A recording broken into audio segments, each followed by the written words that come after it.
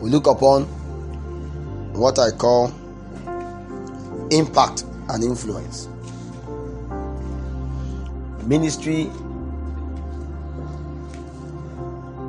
the goal of ministry or anything you do for the kingdom is to reveal Jesus, is the truth. The goal is to reveal the love of God to the world. The goal is to be able to ensure that the kingdom of God finds expression upon the face of the earth. Jesus Christ came revealing the kingdom of God upon the face of the earth to a people that are alien to the kingdom. Jesus Christ came to let us understand that there is a system beyond that which we have known, upon which the world is regulated.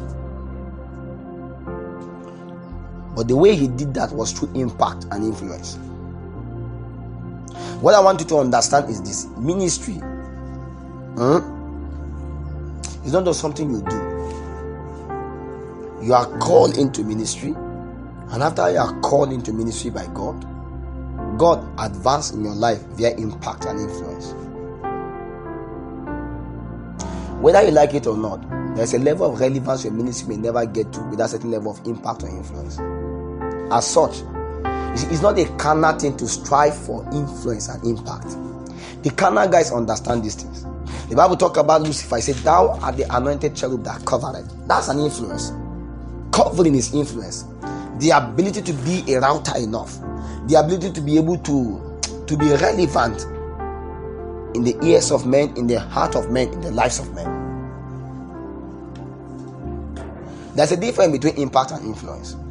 Influence is spiritual.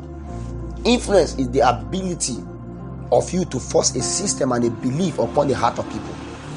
Influence is the ability of you to change the way people think, the way people reason, and the way people act. One of the way the kingdom of God finds expression upon the face of the earth is through influence. How that you come to a region, maybe Sodom and Gomorrah, where everybody believes in a system, then you come and introduce the system of heaven, and all of them begin to believe on the system of heaven. Is influence. Influence is not just to be known. No, influence is to change the mindset of people. One of the only way the kingdom of God will advance, apostle, is when you can come and change the mindset of people in this region. That in this region, everybody is known to be like this. You came with a system and you change it. You force it, you infiltrate it in their heart and in their mind. Ministry, that's the work of ministry. That's what a minister should do. A minister is a man of influence. A minister is influencing himself. It's not that he's giving influence, he's influencing himself. You come, first of all, you are giving influence by God. Then you become influenced to a point where you change the lives, you change the mindset of people. That people can stand by you after 2 weeks. Everything about them change. The way they talk, the way they relate, the way they reason, everything change. Influence is what is geared by the Spirit of the Lord. Impact is just creating an awareness. Impact is just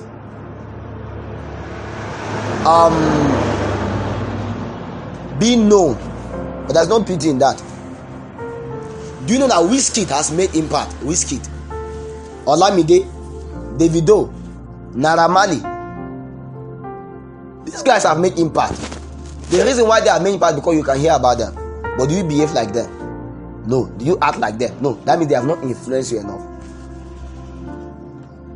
A man can make impact and not be influenceful. What I mean by that is that you can make impact in the life of people and you may not actually influence them. The goal is not impact. The goal is influence. The kingdom of God was not just impactful. The kingdom of darkness is impactful. We can see the impact of the kingdom of darkness everywhere. But can we see the influence of the kingdom of darkness everywhere? No. Why? Because there are people that have been influenced by the kingdom of heaven and they are influencing the kingdom of darkness. If you allow the kingdom of darkness influence its disadvantage, you must be able to influence it by the system of the kingdom of heaven. So our goal as ministers, our goal as a minister is not just to be impactful. It's good for us to be impactful, but it doesn't stop there. We need to be able to ensure that we influence the systems. Like I said, impact is that you create an awareness. Everybody knows you exist. That's good. But are they changed? Are they transformed? Transformation comes by influence. After you have made an impact, you need to also make an influence. Every true ministry must have a solid base ideology, philosophies that have the ability to influence people. Don't just impact people. That's why me and you know today that there are people like Davido, there are people like Rihanna, Beyonce. But you know, you have never seen their song, you've never danced like them, you've never dressed like them. Why? Because they don't have an influence over you. But I have seen a guy. That guy sings songs like Lil Wayne. That guy sings like Davido. That one, Davido did not just only make an impact, he also make an influence upon him. You must come to a point where your influence is of the Lord, not of the devil. In ministry, what we are after is to change the impact that people have been imprinted upon and to change their influence. Every true minister must come to a point where he is impactful and is also a man of influence. Because influence speak about you communicating an ideology, communicating a belief system, communicating a patterns of truth.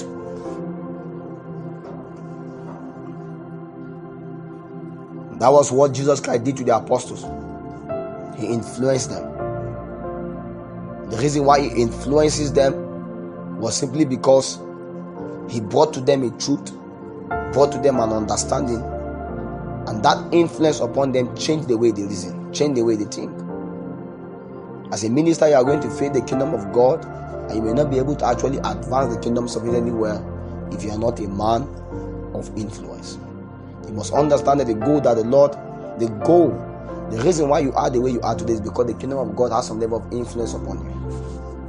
The kingdom of God and the Spirit of the Lord influences you so that you can influence others. And if you do not are deliberate about influencing, you may be deliberate about impact, but there is no influence. I've seen a lot of people that actually, I realize there's something online now that they call sponsor. You can sponsor a post or sponsor something. No matter how rubbish the thing is, you will see it. That thing can have impact on you, but it may not have influence if you're a man truly of the Spirit. Recently I saw a post. It was one of these naked advertisement or something like that. They sponsor it. That's the danger of online. If you are not a man that have self-control, you dazzle into all kinds of things. Well, what you don't want to see, they will force you to see it. What they are trying to do is to create impact. That you must know that there exists. But that's good. But the only way they can have influence upon you is when you actually yield to them and you listen to what they are saying. Because influence is guided by you paying attention to that which is spoken. I get what I'm saying now. So you must understand that for you to have influence over people, you must educate them. You must teach them a truth. Very, very important. Then for you to ask yourself, how can you be a man of influence? How can you be a man of influence? I told you that impact is just to be aware that you exist. Many of us have made impact. People know we exist, but have we made influence? No. Because there is not a system of ideology and truth for men to come and believe in. What do you have to serve people? You can influence them in the place of prayer. You can influence them by prayer, influence them by knowledge, influence them by anything. What do people remember you for after you are gone? Is the influence upon them. I get what I'm saying now. You must trust God to make you a man of influence, not just a man of impact. Now when people meet you, they can never remain the same. When people meet you, they will go back thinking about a lot of things. I have been talking to you a lot. Do you know, no matter how you do, you cannot remove everything I've said. When you go back, you will still remember me. If you don't remember me for anything, you remember me for some of the things I've said. That's influence. Just what I'm saying now. You must be deliberate and intentional in influencing people as a minister. Whichever region you are, God has put you there so that you can actually be able to influence people. And the influence you have upon people should be on the basis of truth. Because you can influence them wrongly, like I told you. That some people went and they are behaving like Naramali. People are behaving like all kinds of things. Have you been to a club before? You don't know why you are there, and people are dancing and dancing, so you begin to dance with them. Why? It's an influence. There was an impact, but later it translates to an influence upon you too. In the same way that we must trust God for grace to come to a point where we can actually truly what? Influence people. Change the way people think. Change the way people reason. The Bible says, do not be conformed to this world. In the book of Romans 12. It says, I urge you, brethren.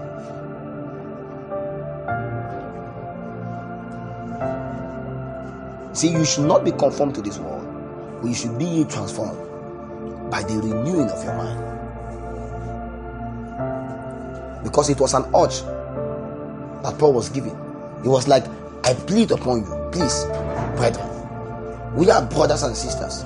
I plead upon you that yes, offer yourself as a living sacrifice, holy and acceptable unto the Lord, so that you can prove what is that good, perfect, and acceptable will of God. But do not be conformed to this world. Do not be influenced by this world. Because when a man is influenced, he conforms. But be ye transformed by the renewing of your mind. Do not be conformed to this world. Do not be influenced by this world. But be ye influenced by God, to come to a point where your mind is renewed. It will require all the influence to change the mind of people. I get what I'm saying now. So it was the urge of Paul that anytime you see a man does the thing he does, because there's a level of influence upon him. Are you a man of influence, or you're just a man of impact?